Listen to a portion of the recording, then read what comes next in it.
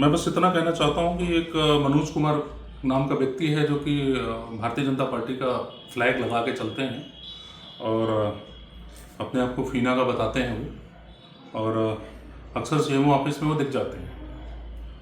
आज 1:52 पर इनका फ़ोन आया, तो एक्चुअली मैं उस समय पहचान नहीं पाया कि ये व्यक्ति है कौन।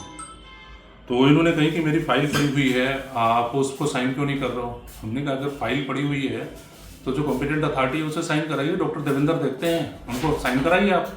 तो मैं इस प्रकरण को इस संबंध में समझ रहा था कि ये शायद हॉस्पिटल रजिस्ट्रेशन से संबंधित कोई मामला है, उस संबंध में बोल के इनको मैंने जवाब दिया।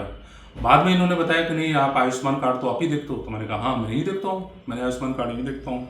तो कह रहे हैं कि मेरी 20 दिन से फाइल पड़ी है उसको नहीं देखा। हमने कहा वो ऑनलाइन जो प्रोसीजर है उसके प्रोसीजर के क्रम में डॉक्टर नताशा उसके लिए अधिकृत की गई है। वो जांच करने के बाद निरीक्षण आख्या लेके आएंगी, तब वो उसको देखेंगे। अगर हमारे हिसाब से वो सही रहेगा तो साइन करेंगे, अदरवाइज हम फिर भी वेरिफिकेशन करेंगे। उसके बाद जो है हमारा साइन होने के बाद सीएमओ साहब का साइन होता है, उसके बाद डीएम मैडम के पास जाता है। वो डीएम मैडम जो है उस पर एक आदेश पे साइन करती है, फिर वो शासन को चला जाता है। इतनी बातें हो गई। उस बात के दौरान वो बार बार उत्तेजित हो रहे थे और उत्तेजना में बातें कर रहे थे। तो उत्तेजना के स्वाभाविक है थोड़ा सा, मैंने भी उनको बोल दिया कि आपके इस तरह के बात करने से मैं कोई कर थोड़े दूंगा, जो भी लीगल होगा उसके हिसाब से ही होगा। आपसे बात करना तो फिर वो कह रहे हैं कि आप समझ नहीं पा रहे हो, आप ऐसे है वैसे है, दुनिया की बातें अनर्गल बातें किया उन्होंने।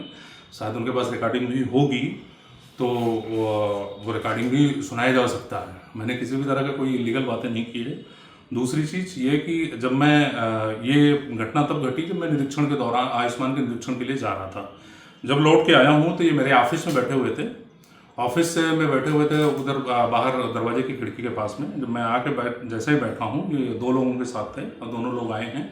उसका सीसीटीवी फुटेज भी मैं आपको अवेलेबल करा रहा हूँ, आप वो सीसीटीवी फुटेज भी ले लीजिए। आने के बाद उनके द्वारा बदतमीजी की गई कि ये तो साइन आपसे कर रहे थे कि हम मुख्यमंत्री जी के ओएसडी हैं पांडे जी, आप अभी उनको जानते नहीं हो, आपकी खैर नहीं है, आप समझ नहीं पा रहे हो, आपको समझ में आ जाएगा, करवाऊंगा तो मैं आप ही से, आपका बाप करेगा आप नहीं आओगे तो।